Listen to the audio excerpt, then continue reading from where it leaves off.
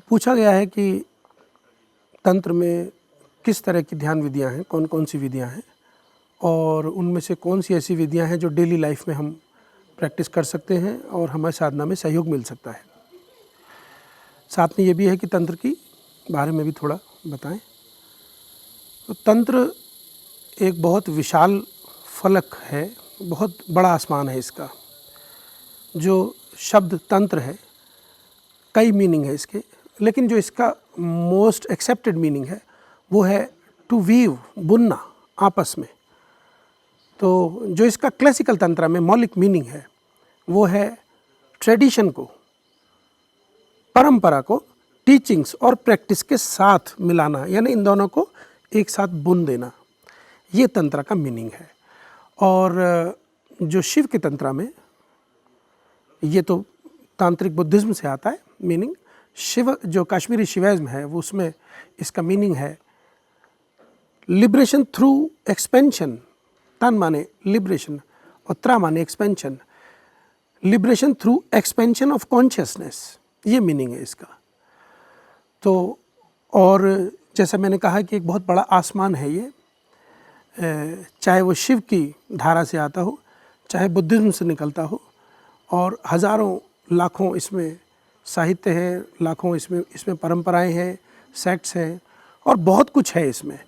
अब उस क्लासिकल रूप को खोजना तो बहुत मुश्किल है क्योंकि बड़ा घालमेल सारा हो गया है और हज़ारों साल बीत गए हैं इस बीच में और साहित्य बदल गया है। आज के समय में जो पॉपुलर प्रैक्टिस होती है वो थोड़ी ही रह गई हैं। और जहाँ तक तंत्र में विधियों का सवाल है, तो तंत्र में जो शिवाइज्म से आता है, विज्ञान भैरव तंत्र इसका एक पॉपुलर टेक्स्ट है जिसका मूल उद्गम शिव सूत्र से होता है। शिव सूत्र की रचना वसुगुप्त ने की थी लगभग 1300 साल पहले कश्मीर में, जो कि कुल मिला के तकरीबन 77 शिव के सूत्रों का संकलन है और उसमें बाद में विस्तार हुए हैं। बाद के विस्तार में अगम पैदा हुए हैं। अगम शास्त्र में विज्ञान भैरव तंत्र का नाम आता है, जिसमें 112 विधियाँ ध्यान की शिव ने बोली हैं।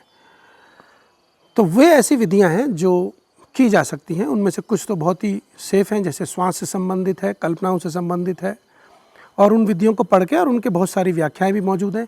ओशो ने इस पर विशाल व्याख्याएं की हैं और बड़ी प्रैक्टिकल और आज की भाषा में की हैं, वो की जा सकती हैं, सेफ हैं।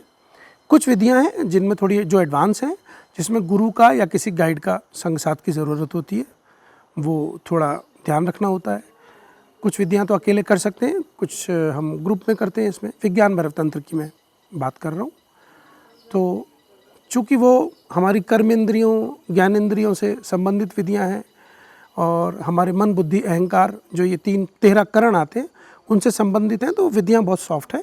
क्योंकि बेसिकली विज्ञान भैरव तंत्र गृहस्थ और लोगों के लिए बनाया गया एक रास्ता था कि ताकि भाई वो भी गृहस्थ के अलावा प्रैक्टिस कर सकें अपनी ध्यान की।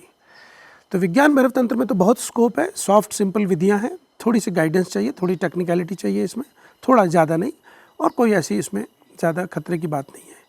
जो तंत्र का दूसरा आयाम है, जो तिब्बतन बुद्धिज़्म है, और विशेष रूप से सरहपा तिलोपा की महामुद्रा की परंपरा और नारोपा के जो 6 योग हैं, जिसमें वो एक ऐसा तंत्र का मार्ग है जहाँ पर गुरु की या किसी गाइड की ज़रूरत होती है। उसमें कुछ परंपराएं तो ऐसी हैं जो अब तिथि बाह्य हो गई हैं, आउटडेटेड हो गई हैं, जिसमें डीटी का या किसी इष्ट देव का महत्व होता है। लेकिन कुछ प्रैक्टिकल चीज़ें हैं, जैसे महामुद्रा का ही ध्यान है। परंपरागत रूप से तो वो बड़ा कठिन है महामुद्रा, क्योंकि उसमें आसनों का प्रयोग है, फिर प्राणायाम का, फिर उसकी 12 महामुद्रा की स्टेज हैं, वो तो बड़ा डिफ़िकल्ट है। आज के समय में भी ओशो ने महामुद्रा के एक सॉफ्ट रूप को बनाया है, 1 घंटे का मेडिटेशन है और वो बहुत ही पावरफुल है और वो किया जा सकता है। बहुत शानदार विधि है, वो अक्सर कैंपों में होती भी है। तंत्रा के हमारे कैंप में भी हम उसको जारी रखेंगे, क्योंकि सरहपा तिलोपा की इस परंपरा को एक बड़ी ही उत्कृष्ट वो देन है। दूसरा जो नारोपा के योग हैं, जिसमें प्राणायाम से संबंधित एक योग आता है, तुमो बोलते हैं जिसमें हमारे भीतर की अग्नि को पैदा करना है। उसका मौलिक जो अर्थ है, उद्देश्य है, वो तो यही है कि उस अपने शरीर की वार्मथ के द्वारा हमें ब्लिस को महसूस करना, अपनी एसेंस के उस हिस्से को महसूस करना। तो वो तो है ही। साथ में 6 योगों में एक ड्रीम योग भी आता है, स्वप्न योग आता है, जो कि निद्रा से जोड़कर बड़ा सॉफ्ट प्रयोग है, वो भी किया जा सकता है रात को। इसी का अगर आप एक एडवांस रूप देखेंगे तो आतिशा की शिक्षाओं में मिलता है, उनके 7 पॉइंट्स ऑफ माइंड ट्रेनिंग में, जहाँ पर कहते हैं ऑल धर्मास आर ड्रीम्स। सब कुछ जो भी हम देख रहे हैं, जो भी दृष्टिगोचर है, जो हमारे देखने के दायरे में आ रहा है, वो स्वप्न है। इस तरह की भाव दशा को पैदा करना, तो वो भी एक बड़ा पावरफुल प्रयोग है तंत्र की उसमें। फिर तंत्र में नारोपा के 6 योगों में बार्दो का प्रयोग भी आता है। हालांकि बार्दो के 6 भाग हैं, लेकिन जो ज़्यादा प्रचलित है वो एक हिस्सा है उसको, जिसको चिकाई बार्दो है वो तिब्बतन में, और वो ख़ास तौर से उसकी प्रैक्टिस तो पहले होती है, उसका अभ्यास तो पहले किया जाता है, लेकिन उसका एप्लीकेशन तभी होगा जब हम मरेंगे। तो उसके पहले से तैयारी है वो, जब हम मरेंगे मौका करने का, उस पूरी ज्ञान को और प्रज्ञा को और समझ को उपयोग करने का मौका तभी आएगा। जो बार्दो के नाम से हम मनीषा का या किसी और लोगों के जो ऑडियो हैं बंद करते हैं, बेसिकली वो फूवा प्रैक्टिस है जो कि मरते समय कराई जाती है, at the moment of the death. वो फूवा है, वो फिर भी हेल्पफुल होती है, वो भी है। और वैसे विज्ञान भैरव तंत्र में भी उसका एक टच है, जहाँ पर वो अपनी मृत्यु को देखना है, मृत्यु का प्रयोग है, करीब करीब मिलता जुलता है।